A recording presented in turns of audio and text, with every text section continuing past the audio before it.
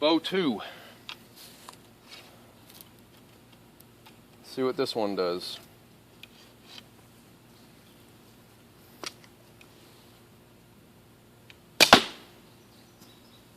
Alright, I don't know if you guys can see that or not.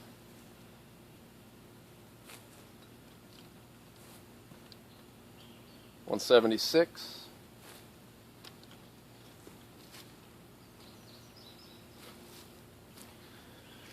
Let's do a heavier arrow.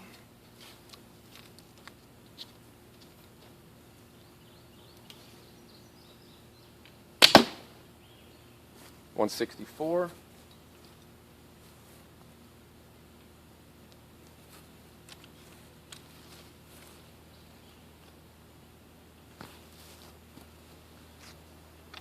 Another one. That last one was probably 540 grains. We're going to do another one that's close to that weight.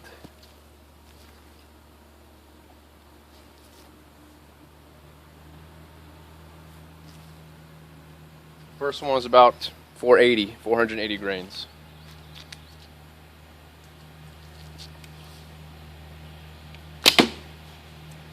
There's another one about 530 grains. I don't know if you can see that. 163.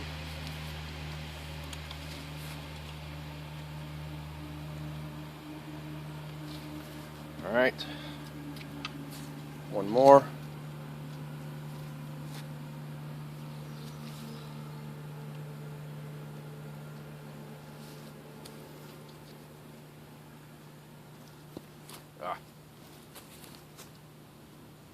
Totally missed the target if I shoot there. All right, let's try that.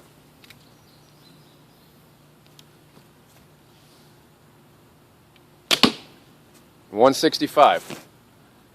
That's another above 500 grain arrow. Okay, now this one I was drawn to 28 inches. This one can be drawn to 29, which I'll show you right now.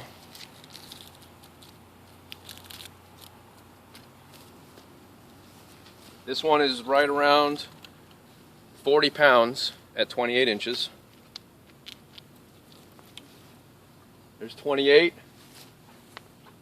There's 29.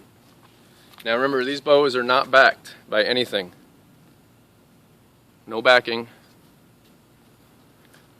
Just bamboo pieces. They're very small, as you can see.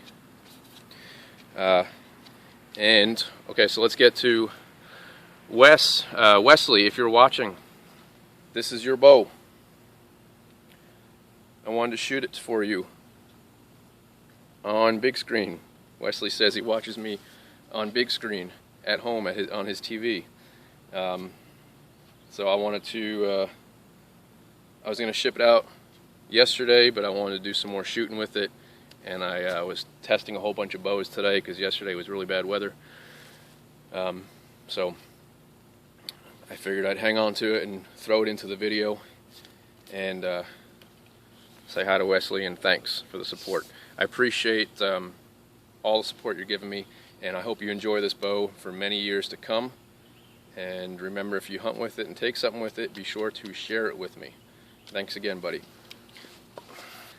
The bows that I make for a customer's specifics, for example, Wesley's bow, he draws 28 inches and he wanted something around 40 pounds. That's what I made him. It will draw 29, but Wesley and everyone out there that buys my bows, if you're buying it for you and for your purpose, for your use for a long time, then I wouldn't let anyone shoot it unless they had a draw length of the same as yours or less. Why? Even though it draws to 29? Because primitive bows, and I'm sure I'm speaking for a lot, but I'm just going to speak for my bows. If you order a bow from me, and I may make it draw longer than yours, but I'd rather make it draw and perform at peak performance at your draw length because you're ordering it from me for you to use. And when I design a bow, so if I make one for myself, I comfortably draw an anchor when I hunt at around 26 inches. So I'm going to design that bow to have peak performance at 26 inches. Anything beyond that,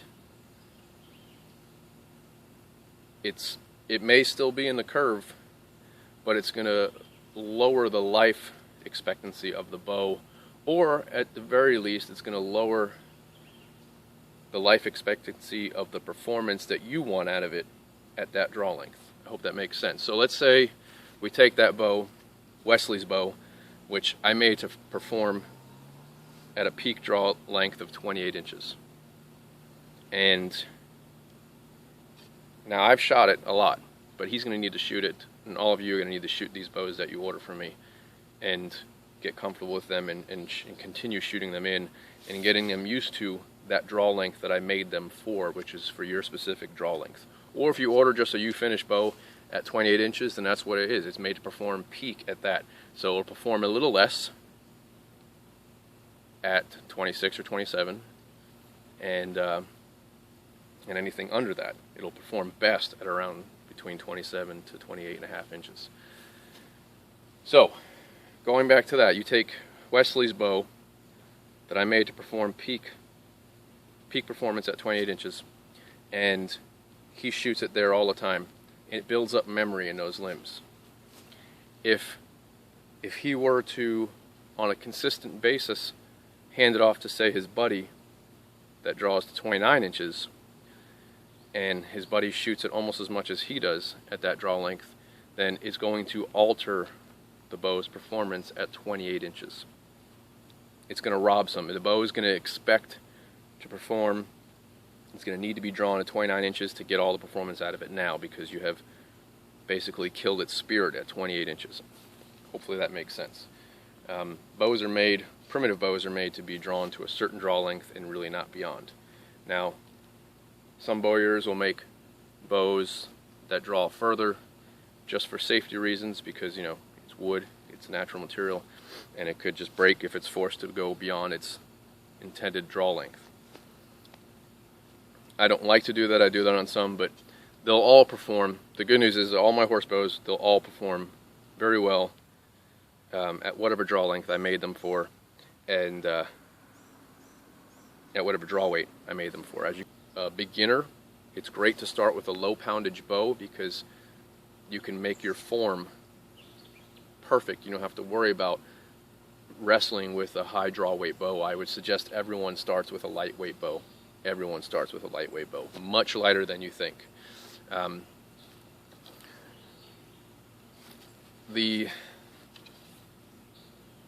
Let's cover one more thing. This might be going real too long, but the draw length on your bow is something that people ask me a lot how to figure that out. So what I would say is, let me get the other bow. So to figure out your draw length, it's best to obviously have a bow. It's best to have one if you're not a beginner, if you're used to drawing a traditional bow, fiberglass, recurve, anything like that, you know, other than a compound bow. Let's put it that way. If you're used to drawing an actual bow that has constant force when you're drawing that bow, then go and ask for something that is going to be in the draw weight that you want to shoot. Because if you get, you know, usually when you go to retail outlets, they'll hand you a bow that has like 10 pounds of draw weight, and you know, you can stand there and draw it past your ear and say, okay, this is my draw length. When you buy the 50-pound recurve and you go home, you're probably shooting 3 inches shy of that, and which means you're shooting not a 50-pound bow either. Because if they gave you a 50-pound bow at, say, 30 inches, then you're not shooting a 50-pound bow. So draw length and draw weight go hand in hand. You have to be clear on how you figure them out. You can't just grab a bow, first of all, without an arrow on it and draw it to where you think your anchor point is. So I'm going to portray this section towards the beginner. If all you have available to you is your local archery retailer, then go in there and ask them for something, depending on your size and your age. But if you're average size man or woman, I would say go for something between 20 and 30 pounds. And to actually start with, possibly, or at the very least to find your draw length.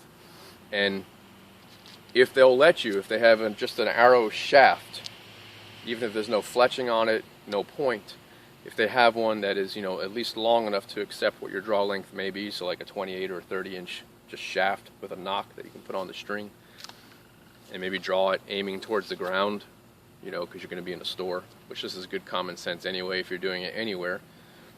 But this is for safety of the bow with an arrow being on it, because if you dry fire a primitive bow, or even a traditional bow, it's bad for it. But it also helps you get a more accurate draw length.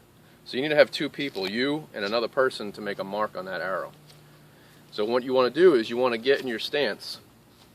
And if you don't have a stance yet because you're a beginner, then practice that. Watch videos, watch my video, watch someone else's video that does traditional or primitive archery, and practice your stance, and practice your form.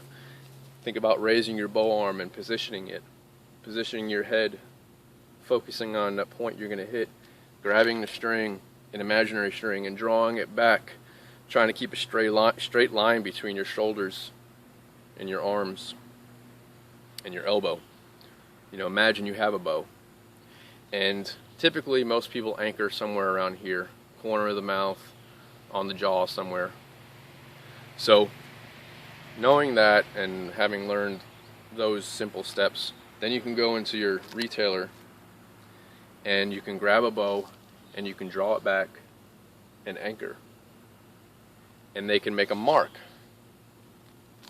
at right past, right at your knuckle basically, or right at the, if the bow you're holding is the one you're going to buy or the same design, then just past the back of the bow.